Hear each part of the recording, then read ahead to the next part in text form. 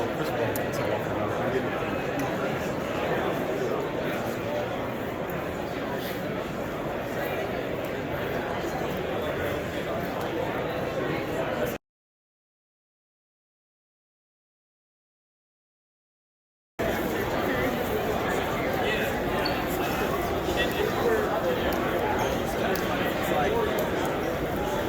Max is like creative.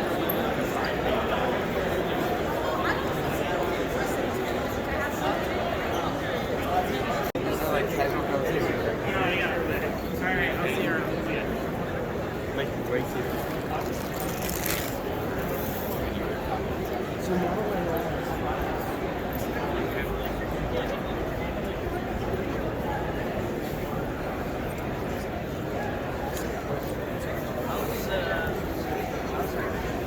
Good?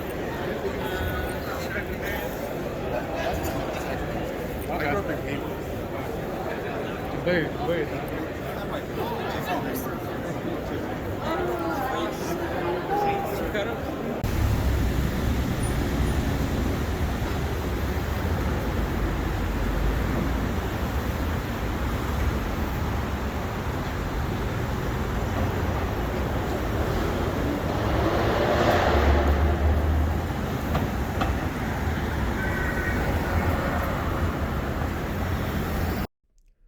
Hola a todos y bienvenidos a un nuevo vídeo de Elephant VFX. Estamos hablando sobre GDC día 2. Voy a hacer un pequeño resumen de las conferencias a las que asistí en el día 2, que, he podido asistir a 5 conferencias diferentes. Me imagino que a partir de hoy ya va a ser más complicado asistir a tantas conferencias, pero bueno, hoy he tenido la suerte de asistir a 5 conferencias, así que vamos a hacer una pequeña revisión de lo que hablamos en cada una de ellas. Algunas muy interesantes, otras menos. Vamos a discutirlo ahora. Antes de nada, unas consideraciones generales. El segundo día ya había mucha más gente que el día anterior. Ya se notaban los pasillos, los diferentes salas, etcétera, mucho más lleno. GDC son tres edificios diferentes. Se llama el West Hall, el edificio oeste, el edificio norte y el edificio sur. Creo que el edificio oeste es el más grande de todos, pero bueno, todos tienen un montón de salas, diferentes pisos diferentes. No sé cuántas salas hay en cada uno, pero muchas. Y ya se nota que hay mucha más gente que el primer día. Según parece, el plato fuerte de GDC es a partir del miércoles. El miércoles, el jueves y el viernes son los días más grandes y a partir del miércoles se esperará sobre todo mucha más gente. El miércoles además es cuando abre, la planta de exposición, donde se abren los booths, las cabinas o los stands, no sé cómo traducir eso, donde las diferentes compañías pues exponen sus cosas al público. Y viene mucha gente que no viene a las conferencias, ¿no? Te puedes sacar el pase que te da acceso solamente a los booths y es donde va la gente pues a enterarse un poco de lo que están ofreciendo las diferentes compañías, lo típico de a recoger pues swag, ¿no? Las camisetas, las pegatinas y todas esas cosas que hacen las compañías para promocionar este tipo de eventos. Y como digo, se espera que venga mucha gente que va a acceder solamente a eso. Quizás no a las conferencias, pero solamente a eso. Pero además las conferencias más gordas, más importantes, las más relevantes, empiezan a partir del miércoles. Así que a partir de mañana ya veremos cómo va todo esto, pero repito que se espera mucha más gente el miércoles, el jueves y el viernes. Además de todo eso, el Exhibition Hall, es decir, donde están todos los booths, no solamente vas a enterarte de lo que hacen las cosas, lo que están haciendo las empresas, sino que las empresas también hacen demos, ¿no? También hacen demos de sus productos o de sus features nuevos que sacan en su software o de lo que sea. Hay empresas de todo tipo, hay empresas de hardware, de software, de motion capture, de negocios, escuelas, hay de todo. Entonces es cuando llega mucha más gente para acceder al Exhibition Hall. Ya os enseñaré mañana el booth de Unity, que es un booth, es uno de los más grandes que hay en la planta. Bueno, os enseñaré un poquito todo, ¿vale? Haré algunos vídeos donde podamos ver, bueno, me daré un paseo por ahí, grabaré algunos vídeos para que podáis ver un poco de qué rollo va todo eso. Bien, así en cuanto a consideraciones generales también me gustaría comentar otra cosa, y es que veis que cuando selecciono conferencias a las que acceder, nunca selecciono las de Unity, ¿vale? Entonces obviamente pues cada uno que haga lo que le dé la gana, faltaría más. Pero bueno, yo os recomendaría que si venís a GDC, pues que sí que vayáis a las conferencias de Unity, porque bueno, es uno de los jugadores importantes en este negocio, ¿no? Yo obviamente no voy porque, bueno, obviamente la información de Unity yo ya la tengo, cual no prefiero ir a una conferencia de cualquier otra empresa o de cualquier otro estudio o de cualquier otra tecnología para informarme de lo que hacen los demás, ¿vale? Lo de Unity ya lo tengo en casa, por así decirlo.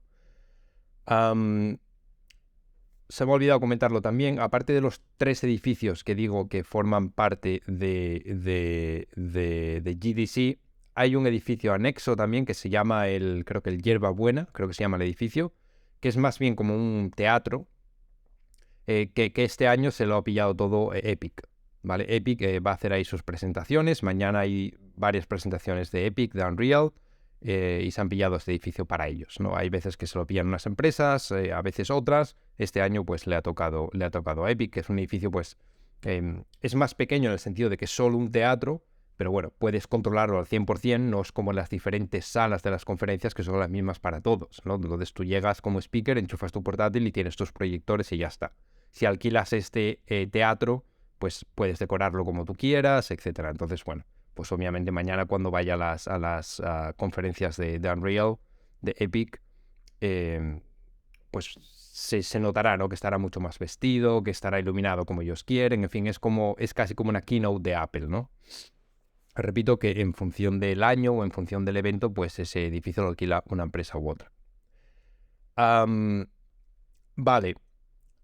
Este segundo día, como digo, aparte de haber mucha más gente y de empezar a ver ya conferencias más interesantes, el resto, pues todo igual, ¿no? El resto más o menos todo lo mismo.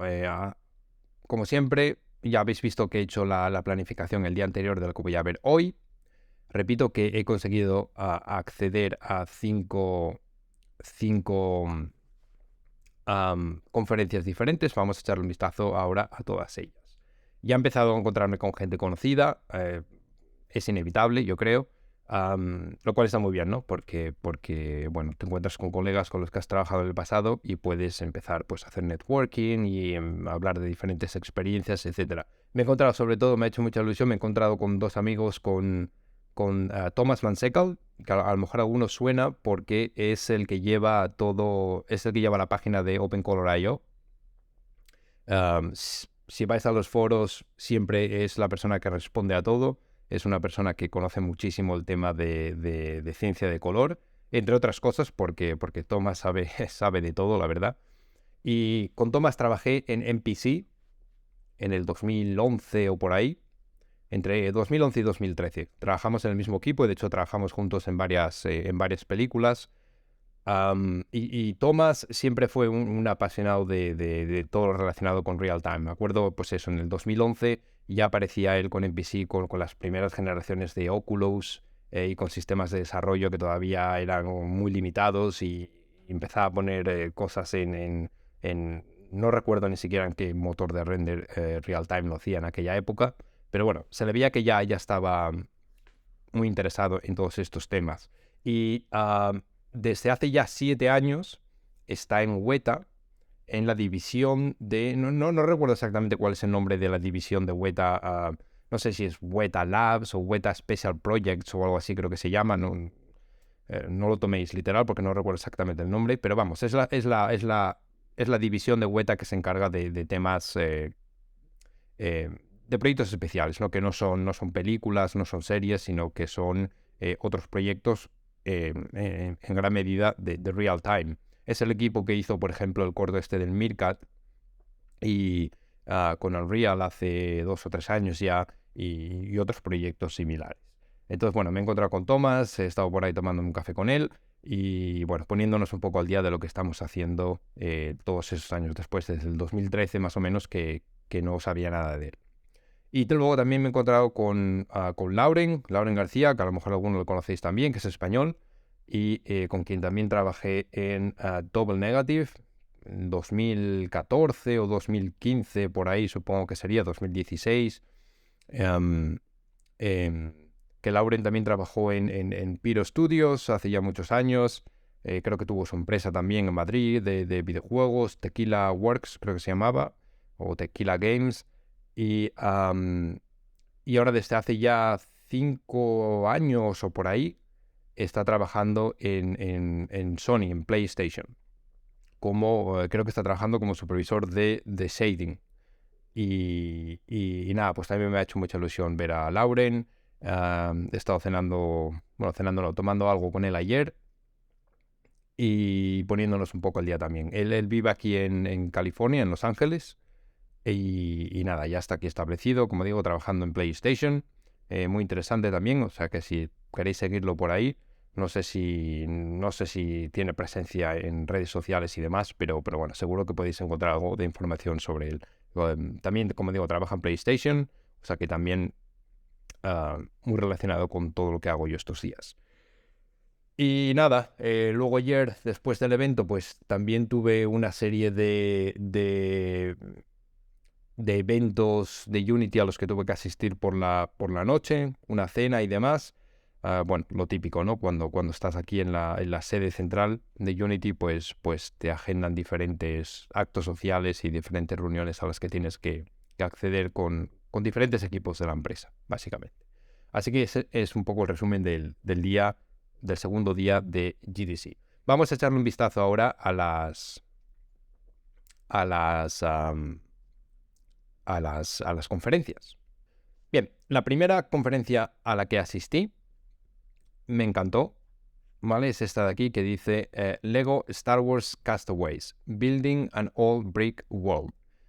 En la planificación del día anterior os comentaba que esta era la conferencia a la que quería asistir por encima de todas, ¿vale? Entre 9:30 y 10:30 de la mañana. Y este es un juego de Lego que creo que está, bueno, no sé si está en varias plataformas, pero a nosotros lo que nos enseñaron fue a través del sistema de la plataforma de juegos de Apple. No sé si está en otras plataformas. Nunca he jugado ese juego, pero sin ninguna duda voy a jugar porque sobre todo tiene un aspecto visual muy bonito. Creo que se ha ganado un premio de estos que da Apple de mejor diseño, o no sé exactamente cómo se llama el premio, pero bueno, si obviamente Apple te da un premio porque por la aplicación que has creado tiene un buen diseño, pues ya significa algo, ¿verdad? Estaba presentado por dos personas de Gameloft que están en Montreal, si no me equivoco. Y lo que más me gustó, tengo por aquí algunas notas. Bueno, me gustó toda la presentación, ¿vale? Básicamente explicaban cómo crearon el aspecto visual del juego. Me llamó mucho la atención que pretendieron hacer un poco lo que hizo Animal Logic en su día con la película de Lego. Y es que el mundo tenía que ser físicamente correcto en el sentido de que todo tenía que estar construido con piezas de Lego. Es decir, no se podían crear una montaña con, no sé, herramientas, por ejemplo, procedurales como Houdini Highfields, ¿no? Sino que la montaña tenía que ser creada con piezas de Lego y todo lo demás, ¿vale? Lo único que creo que no era físicamente correcto en el sentido de estar creado con piezas de Lego eran lo que llaman los efectos visuales, ¿no?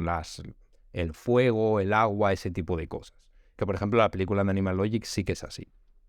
Bueno, pero independientemente de esa decisión, eso es simplemente una decisión artística, ¿no? Pero todo lo demás era creado con piezas de Lego. Entonces, ¿cómo empezaron? Claro, empezaron con todos los assets que les enviaron el grupo Lego, ¿no? El grupo Lego, obviamente, todos sus assets, naves espaciales, los muñecos, todos los kits de Lego que te puedes comprar se diseñan en el ordenador, ¿no? Hay un software que tiene el grupo Lego que se llama Lego Digital Designer, que básicamente pues es un editor donde pueden construir con las piezas de Lego y después eso pues me imagino que se envía a fabricación.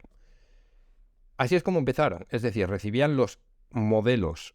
Estuvimos viendo, como es un juego de Star Wars, estuvimos viendo el caso concreto de, creo que era el Halcón Milenario, u otra de estas naves grandes de Star Wars, y explicaban cómo recibían ese modelo, que es básicamente como si tienes que hacer un coche para una película de efectos visuales y recibes el coche en CAD, ¿no? de la empresa que construye los coches.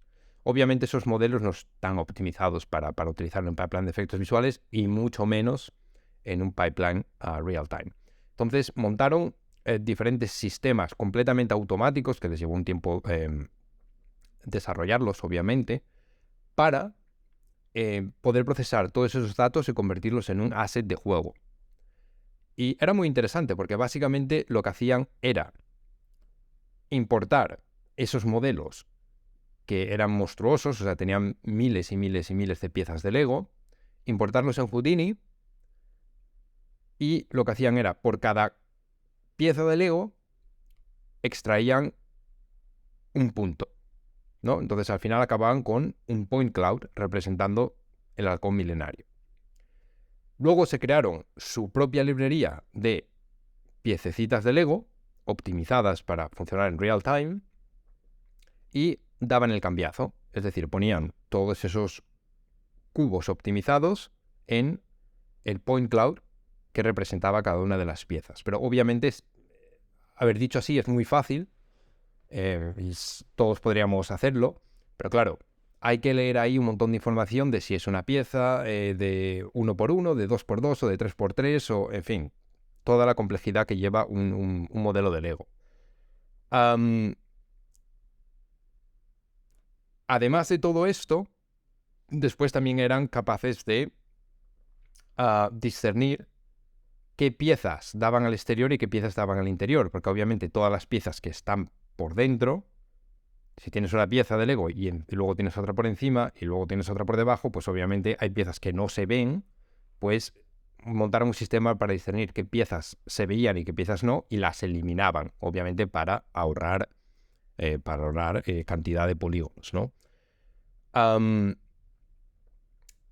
Además de todo eso, también se crearon un sistema que lo que hacía era extraer la información de color de las piezas originales de Lego para pasarla como atributo de color a las piezas nuevas, para que no tuvieran que asignar los colores de forma manual, sino que del modelo CAD ya tuvieran todas las piezas con sus colores, ¿no? Los 64 colores oficiales de Lego.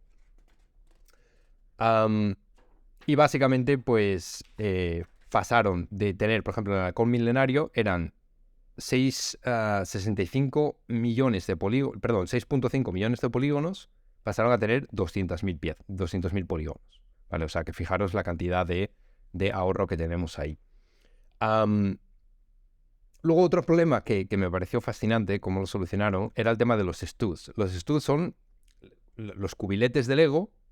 Arriba tienen esos cilindros, ¿no? Donde una pieza se engancha con otra. Y se dieron cuenta que simplemente crear con geometría esos cilindros en cada una de las piezas hacía que te fueras a un nivel de polígonos muy, muy alto. Así que crearon un sistema muy técnico, ¿vale? Eso tengo que repasarlo porque no lo... así de primeras no lo puedo entender. Pero básicamente lo que hacían era proyectar en las normales de cada uno de los cubos un cilindro y a partir de ahí sacar normal maps, ¿vale? Y además eran capaces de hacer el bevel para que no fuese un cilindro perfecto, ¿no? Sino que estuviese redondeado. Todo eso está proyectado como normal map, pero también en función del Fresnel de la cámara, del ángulo de la cámara, de tal forma que ese cilindro siempre parece que tenía volumen. Repito, es un poco complejo, tengo que estudiármelo, pero me parece una solución fascinante porque eran capaces de añadir todo ese detalle con un coste mínimo, ¿no? Que al fin de cuentas es de lo que se trata en una aplicación real time. Este estudio, Gameloft, utilizan su propio motor motor de videojuegos que se llama Phantom. Tengo algunas fotos por ahí que las dejaré en el vídeo. Obviamente no se pueden hacer fotos, lo que no se pueden es hacer vídeos, y todos los vídeos después son publicados en el Vault de GDC. O sea que si os registráis en GDC y os compráis el acceso al Vault, podéis acceder a todas estas conferencias a posteriori. Vale, y además de, se montaron ese pipeline para, como digo, coger todos los assets que venían de CAD, por parte del grupo Lego, procesarlos en Houdini con todo eso que acabo de decir, que lo he resumido de forma muy, muy rápida y muy simple, pero obviamente es bastante más complejo. Aparte de todo eso, después también se crearon otro pipeline para crear modelos 100% procedurales. Tienen entornos muy, muy grandes. Entonces, lo que hacían era crear una geometría básica para el entorno y después popularlo con todos los cubos de Lego, pero además con sentido. Porque si tienes un entorno y quieres hacer un scattering de piezas de Lego, es muy fácil. Pero para que se junten bien una pieza de 1x1, con 2x2, con 3x3, con una pieza que no tiene nada que ver con eso, porque es medio redonda porque Lego tiene piezas de todo tipo, no solo tiene cubos. Pues ese sistema que se montaron también me pareció muy interesante y repito, les permitía crear mundos en nada de tiempo. Y todo eso me pareció fascinante. Además de que de la tecnología en sí, que después el aspecto visual era muy bonito. No sé qué tipo de iluminación y no sé qué tipo de sistema de reflejos, etcétera, utilizan en ese motor. Obviamente no utilizan ray tracing, pero sí que nos mostraron diferentes técnicas que utilizaban para añadir ambient occlusion, para simular iluminación global y para simular reflejos secundarios, etcétera, sin utilizar ray tracing, y al final tiene un aspecto visual muy bonito. Os recomiendo el juego Lego Star Wars. Yo voy a comprarlo sin ninguna duda, aunque solo sea para analizar los entornos y los assets y la iluminación, etcétera, porque me pareció que visualmente era muy, muy bonito. Y repito, todo lo que contaron de técnicas, tanto para procesar los assets de CAD como para crear mundos procedurales, me pareció muy interesante y creo que si le echo un ojo a todo y si me vuelvo a ver la charla y si no lo analizo en profundidad, creo que podría de alguna forma replicarlo yo, a lo mejor no a el mismo nivel, obviamente, pero bueno, con un poco de ayuda de desarrolladores, creo que podría replicarlo y me pareció muy interesante. Bien.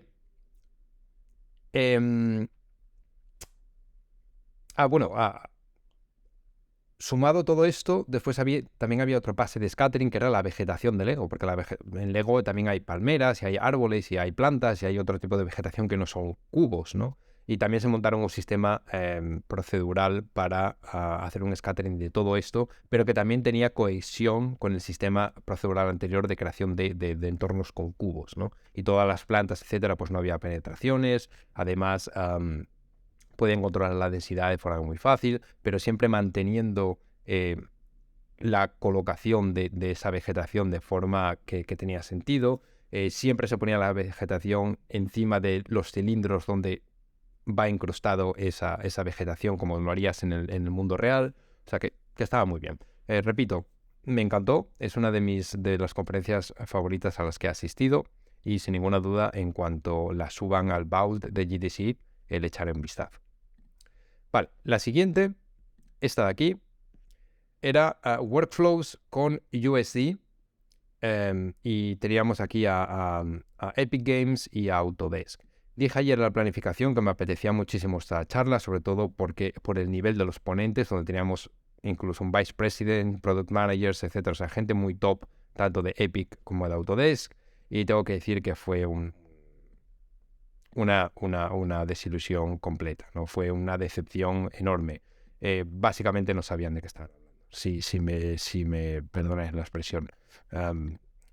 Quizás eso es demasiado negativo, el comentario, pero básicamente era un panel donde teníamos aquí a 4 o 5 personas con un moderador y hablaban de cómo piensan utilizar USD con Autodesk y con Epic, y repito, no creo que aportaran nada, ¿no? Básicamente se dedicaron en la primera parte como a describir un poco qué es USD y después un poco los planes que tienen, etcétera, Bueno, básicamente Epic acabó diciendo que básicamente lo veían como un formato de archivo para importar y exportar. Obviamente USD no es un formato de archivo, o bueno, sí, es entre otras cosas es un formato de archivo, pero si te quedas con que USD es un formato de archivo es que no has entendido nada, ¿no? Bien, entonces sus esfuerzos a día de hoy consisten en eso, en tener un importador y un exportador de USD. Ahora, lo que no vas a poder es hacer authoring, ¿vale? No vas a poder crear las capas de USD como puedes hacer en otro software. Repito, me pareció más bien no sé, una especie de autopromoción de un producto que aún no tienen y que me dio la sensación de que no lo entienden, quizás porque no lo han utilizado. Así que nada, una decepción, la verdad. Ojalá lo hubiera sabido de antemano y hubiera accedido a otra conferencia. Ok, ¿qué más tenemos?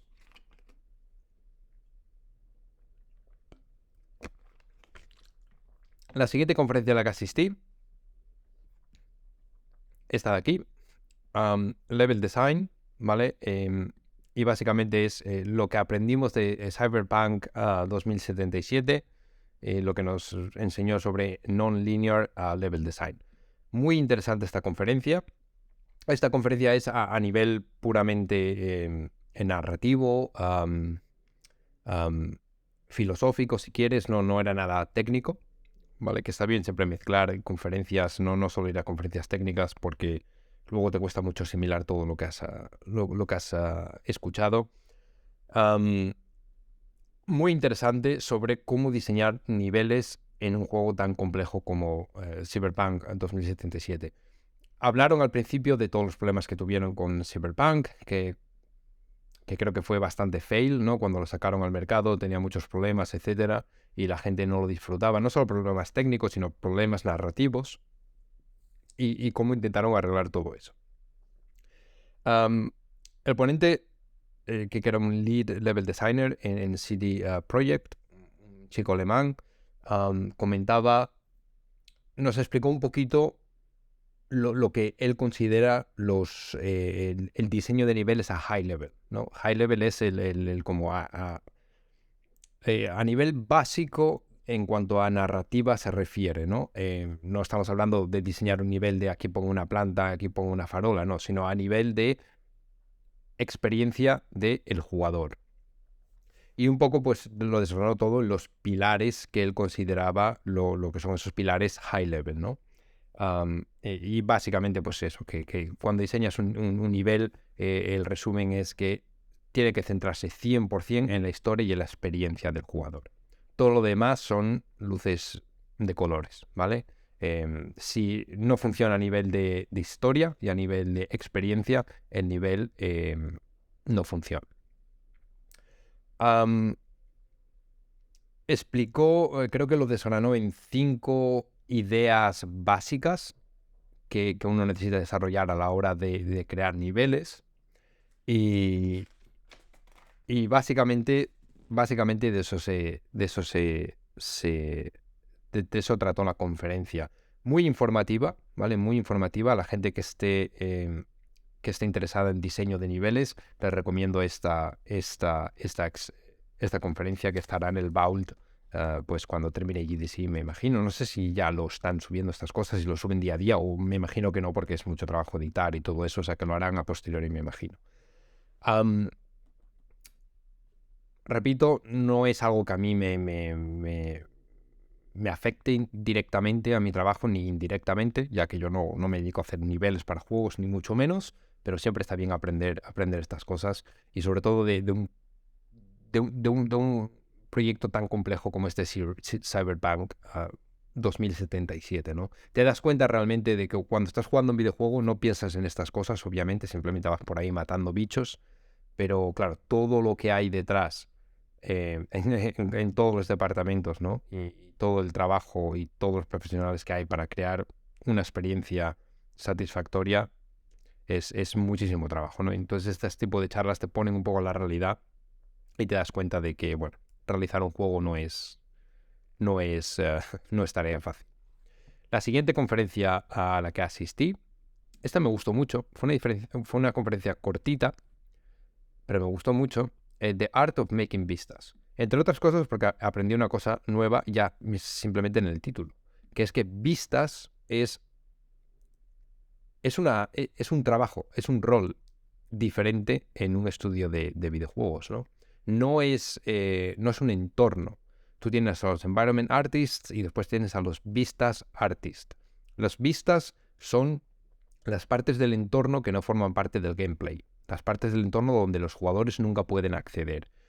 Por poner un equivalente en cine, sería un matte painting, ¿no? Un matte painting es algo que nunca tiene interacción con el efecto principal que tienes en el plano, ¿no? Lo que está detrás, bueno, puede estar detrás o puede estar delante también, ¿no? Pero bueno, la parte del entorno donde no interactúan los jugadores. Y repito que es un rol en un estudio de videojuegos. El estudio de videojuegos en este caso es Santa Mónica Studio, que es un estudio alucinante. He visto creo que 2 o 3 conferencias sobre de artistas y de desarrolladores de Santa Mónica Studio y son todas muy buenas. Hay un montón de ellas, me gustaría asistir a más, pero no sé si voy a poder asistir a más. Bien. También me enteré de que hay diferentes tipos de vistas. Está lo que se llama el Background Vista, Hero Vista, Level Swap Vista y Impossible Aerial Scenario Vista. Cada uno de ellos es diferente, requiere diferentes tipos de formas de afrontar ese tipo de trabajo. No voy a ponerme a explicar lo que son cada uno de ellos porque es algo que todavía tengo que asimilar, ¿vale? Tengo que volver a ver la charla y tengo que estudiarme un poquito más esto, pero bueno, que hay diferentes tipos de vistas. O sea, que una vista no es simplemente un matte painting al fondo y ya está, ¿no? Involucra más cosas. Porque obviamente luego también hay vistas que son vistas a lo mejor en una parte del juego, pero en otra parte del juego se convierten en entornos, con lo cual tiene que haber una correlación en lo que estás haciendo como entorno y lo que estás haciendo como vista, ¿no? Es bastante más complejo de lo que parece, ¿no? Y esta charla era puramente artística, ¿vale? Sobre composición, sobre framing, sobre atmosféricos, sobre cómo hacer que una vista luzca bien y que a lo mejor no sea muy coherente con la parte del entorno, pero que sí sea coherente dentro de la composición del plano. En fin, muy, muy, muy buena charla.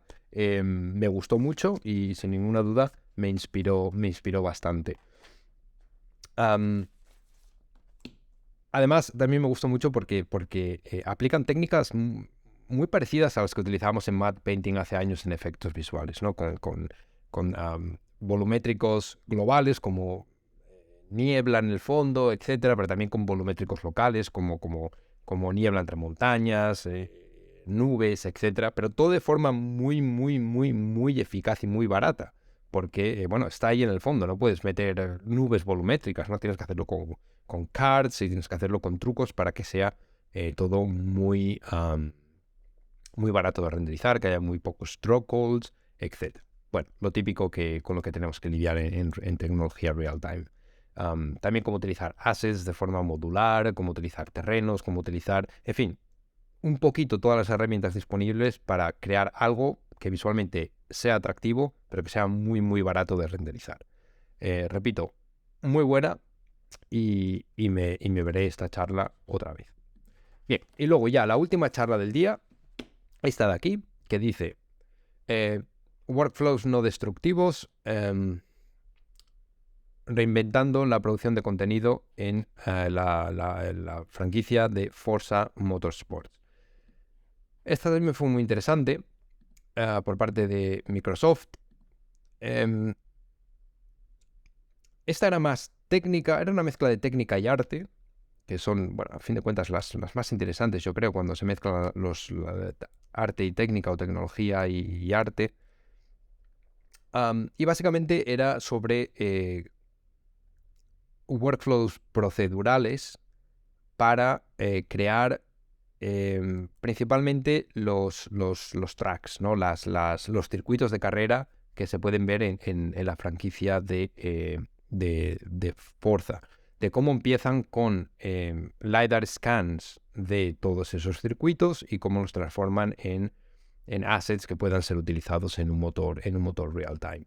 Me llamó mucho la atención que utilizan Houdini Engine, como parece ser que está siendo una tendencia, ¿no? En este GDC hay muchos estudios utilizando Houdini Engine, que lo comentaba ayer en el vídeo sobre el día 1 de GDC, que eso me conforta, ¿no? Porque es lo que yo estoy intentando implantar mucho en Unity, que es utilizar Houdini Engine en la medida de lo posible, porque obviamente los motores real-time no están pensados para crear contenido, aunque estamos viendo la tendencia de que cada vez están implementando más cosas para crear contenido. Mañana hay unas conferencias de Unreal donde me da la sensación de que van a ir por aquí, ¿no? De cómo crear contenido dentro de Unreal. Pero bueno, yo soy partidario también de no reinventar la rueda, ¿no? Si ya hay un software con el que eres capaz de crear contenido, pues a lo mejor en lugar de invertir 3 años de desarrollo para que existan esas mismas herramientas en Unity, vamos simplemente a utilizar las que existen en el mercado, ¿no? Obviamente, claro, cuando eres una empresa de software, a lo mejor eso no es lo que quieres hacer, ¿no? Quieres tener tus propias herramientas en tu propio software. Bueno, puedo entender ese punto de vista también, ¿no? Pero bueno, en mi caso, como mi trabajo es por resumirlo mucho, el crear el contenido más que el dónde lo creo. No, mi trabajo es crear efectos visuales con Unity, con lo cual donde cree el contenido no importa demasiado. Pero bueno, entiendo en tu punto de vista de que una empresa de software quiere que el contenido se cree en su software y no en otro, ¿no? Pero bueno, me llamó la atención que utilizaban Houdini Engine, pero aquí lo que me llamó la atención fue esto en concreto. No utilizaban Houdini Engine para conectado con su software de real time, sino que utilizaban Houdini Engine en 3D Studio Max.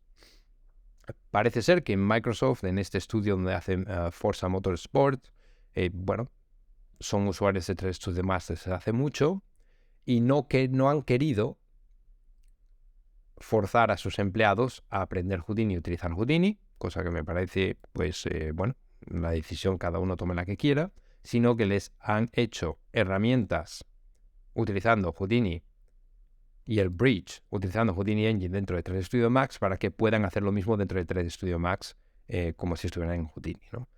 Bueno, podemos discutir si es la mejor forma de trabajar o no, pero mira, por un lado, me parece que lo más importante de un estudio siempre son las personas, no es el software, y si crees que vas a sacar lo mejor de tus artistas porque trabajan en este caso 3D Studio Max, pues me parece perfecta la decisión, ¿no? Yo cuando trabajaba en ILP tenía un chico en mi departamento que era un mago de Maya. O sea, es la persona que he visto más fluente, bueno, la persona que más dominaba Maya que he visto nunca, ¿no? Incluso para hacer sus previews hacía lighting en el viewport de Maya, no renders en el viewport de Maya, que se veía alucinante.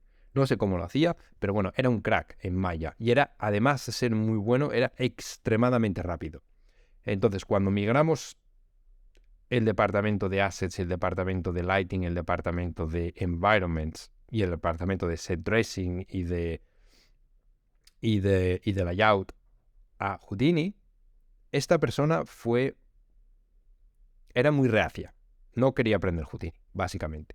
Entonces llegó un momento que yo lo acepté y le dije, oye, pues tienes razón, si eres tan rápido y eres tan bueno trabajando en Maya, voy a hacer todo lo contrario, voy a facilitarte la medida de lo posible que sigas trabajando en Maya. Entonces, y hice algo parecido, ¿no? Con Houdini Engine, para que algunas de las tareas que eran imperiosamente necesarias hacerlas en Houdini, pues me creé unas herramientas para que esas mismas tareas que había que hacer en Houdini las pudiera hacer directamente en Maya y que después simplemente se exportase como point clouds, etcétera, y que se enganchasen en Houdini y funcionara. De esa forma, pues teníamos lo mejor de los dos mundos. La gran experiencia, habilidad y rapidez de esa persona, y después el pipeline seguía funcionando porque pasábamos todos los datos a Houdini de forma eficiente. Esta gente parece que ha hecho algo parecido con Houdini Engine y con Max. Así que perfecto. Y bueno, como digo, utilizan todas estas herramientas procedurales que se crearon en Houdini para acabar transformando ese LiDAR de los circuitos de carrera en assets que fuesen compatibles con el motor de render que ellos utilizan, ¿no? Y era, por un lado, la creación de las carreteras en sí, que lo exportaban o extraían curvas de la superficie generada por los LiDARs para crear, bueno, las carreteras, etcétera. Las carreteras, los bordillos, las diferentes partes de la superficie, digamos, del terreno de los circuitos, y después también se crearon herramientas procedurales para crear todos los assets que forman parte de estos circuitos de carreras, ¿no? Como las ruedas que se ponen en las curvas para cuando chocan los coches, las barandillas, las barreras de hormigón, los volardos, todo eso, y todo, todo era flexible en el sentido de que cuando modificabas el trazado del circuito, pues todo se adaptaba de forma correcta, etc. Muy interesante también, ¿vale? Repito, más Houdini Engine siendo utilizado en real time, lo cual me parece perfecto porque es algo que, repito, yo también hago, así que me parece muy bien. Y nada más, este es un poco el resumen de las 5 conferencias a las que asistí ayer. Vamos ahora, dentro de un rato, a echarle un vistazo a lo que planeo hacer mañana, y con esto se terminará el segundo día de GTC. Bien, vamos a echarle un vistazo a lo que planeo visitar mañana. De 9:30 a 10:30 tenemos The State of Unreal, ¿vale? Por Epic Games. Bueno, va a haber noticias importantes mañana. Veis aquí que dice que esto es en el Blue Shield of California Theater, al edificio este que se llama el Hierbabuena Center. Bueno, va a ser un evento por todo lo alto, obviamente. Esto es casi como una keynote de Apple, ¿no? Donde tienen su propio teatro y donde van a presentar las novedades de Unreal, supuestamente de Unreal 5.2. Así que bueno, esta no me la puedo perder, obviamente. Siempre hay que ver lo que está haciendo la competencia, no porque sea la competencia, sino porque es uno de los grandes jugadores del mundo de real time, ¿no? Entonces siempre es importante ver lo que está haciendo Unreal. Ya veremos qué novedades traen, ¿vale? Veis que aquí no dice nada, es como una sorpresa, pero se esperan novedades importantes, especialmente en un par de campos diferentes. Ya he escuchado algunos rumores, pero bueno, lo comentamos mañana, ¿vale? Bien, la otra que tengo es también sobre Unreal, y como veis aquí dice herramientas para crear entornos fotorrealistas en Unreal 5.2. Lo que me imagino que será esta conferencia es que en la anterior harán una presentación general de Unreal 5.2 y luego esta será enfocada en herramientas para crear entornos, ¿no? O sea que esto ya te deja ver que unas de las novedades que va a haber en Unreal 5.2 son herramientas importantes para la creación de entornos. Me imagino que hay otras conferencias de Unreal donde presentarán otras de las novedades que informen en la primera conferencia, pero no creo que vaya a poder acceder a más, ¿vale? Entonces, bueno, esta me interesa mucho porque, ahora estoy metido bastante en temas de creación de entornos. Estoy haciendo menos temas de personajes y criaturas. Seguramente, pues bueno, en algún momento cambiará la tónica. Pero bueno, como es muy relevante a mi trabajo, pues me interesa ver lo que están haciendo con el tema de creación de entornos. Tengo otra conferencia después, que esta quiero acceder porque quiero ver cómo están utilizando los clientes de Unity Ray Tracing. Esta es una conferencia que es conjunta a Unity y Xbox, ¿vale? Presentada por Microsoft, donde van a hablar sobre el uso del Ray Tracing en Xbox, ¿vale?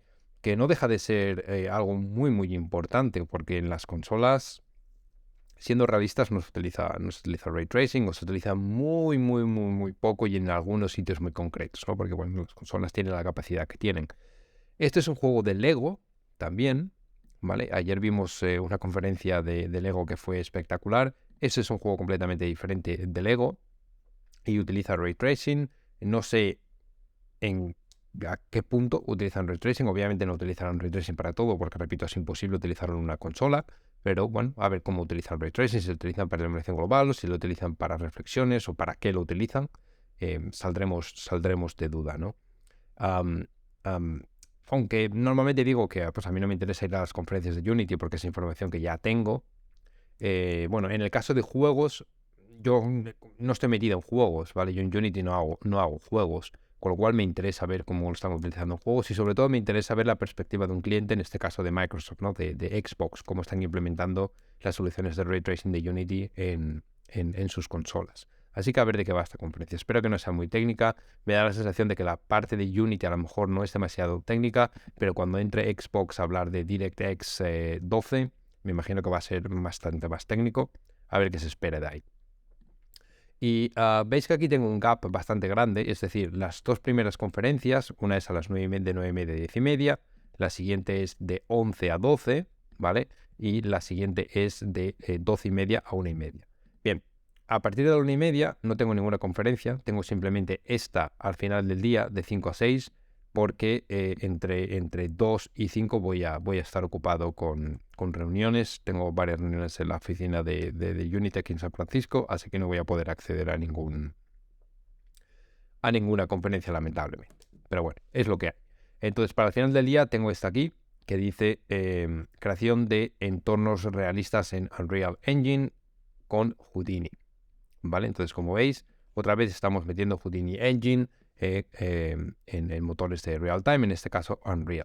Y la conferencia está impartida por esta persona, que es un Environment Art Lead en Embark Studios. Embark Studios es un estudio de Estocolmo, ¿vale? Es un vecino nuestro de Unity. En donde están las oficinas de Unity hay varios estudios de videojuegos muy, muy importantes. Embark es uno de ellos, DICE de Electronic Arts es otro de ellos. Hay un montón, ¿no? En Suecia hay muchos estudios de videojuegos. En Estocolmo hay varios y en Malmo creo que hay más todavía que en Estocolmo. Hay mucha industria del videojuego en Suecia, no sé exactamente por qué.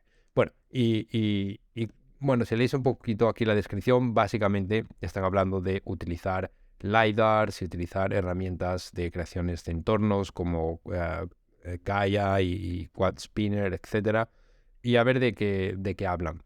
¿Vale? Embark, pasaros por su página web, pasaros por su ArtStation y demás, hacen entornos muy, muy, muy potentes. Sé que tienen un pipeline de fotogrametría también muy potente, así que es importante echarle un ojo a lo que está haciendo Embark Studios. Están haciendo cosas muy interesantes. Además, es un estudio joven. Bueno, pequeñito también, creo que son 100 y pico personas nada más. Y creo que tienen como 5 años de vida, una cosa así, no lo sé.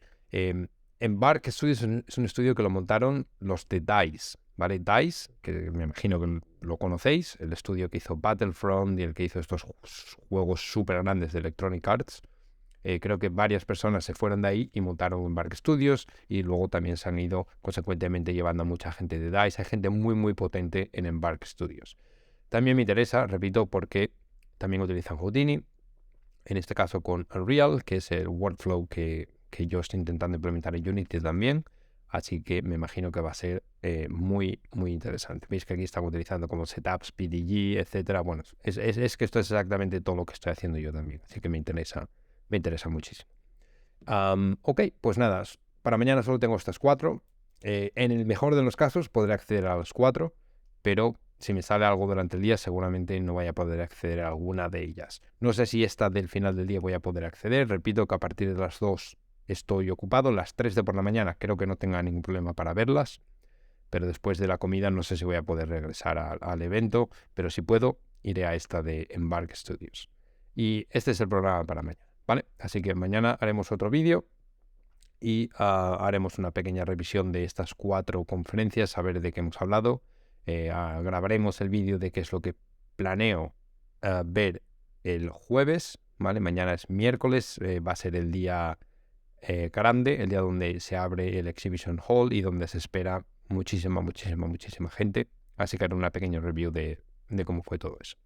Bien, pues lo dejamos aquí y hablamos mañana. Hasta luego.